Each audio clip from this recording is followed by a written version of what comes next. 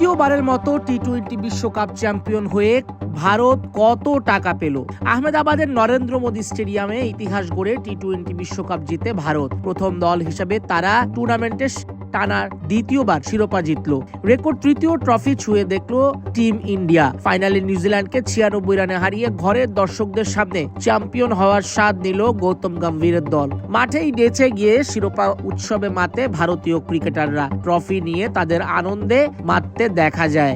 আইসিসির কাছ থেকে মোটা অঙ্ক এসেছে চ্যাম্পিয়ন হবার সুবাদে। চলতি বিশ্বকাপের জন্য প্রায় 160 কোটি টাকার প্রাইজ মানি ঘোষণা করেছিল ইন্টারন্যাশনাল ক্রিকেট কাউন্সিল। আগের আসরের চেয়ে এবার প্রাইজ মানি বেড়েছিল 20%। 2024 সালের চ্যাম্পিয়ন ভারত জিতেছিল প্রায় 29.5 কোটি টাকা।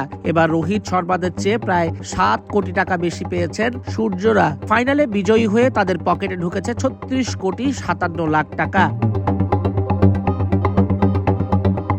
রানার্স আপ নিউজিল্যান্ডও বেশ মোটা অঙ্কের টাকা পেয়েছে। 19.5 কোটি টাকা পেয়েছে ফাইনালের পরাজিত দলটা। সেমিফাইনালে হারা প্রত্যেক দল 9.63 কোটি টাকা করে পেয়েছে। সুপার 8 অংশ নেওয়া দলগুলোর প্রত্যেকের ব্যাংকে গেছে 4.63 কোটি টাকা করে। গ্রুপ পর্বের বিদায় নেওয়া দলের প্রত্যেকেই পেয়েছে 3 কোটি টাকা।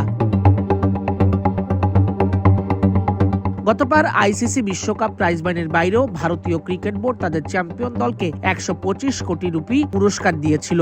এবার ঘরের মাঠে শিরোপা উঁচিয়ে ধরায় আরো বড় অঙ্কের পুরস্কার ঘোষণা করতে যাচ্ছে বিসিসিআই সূর্যকুমার যাদবদের জন্য।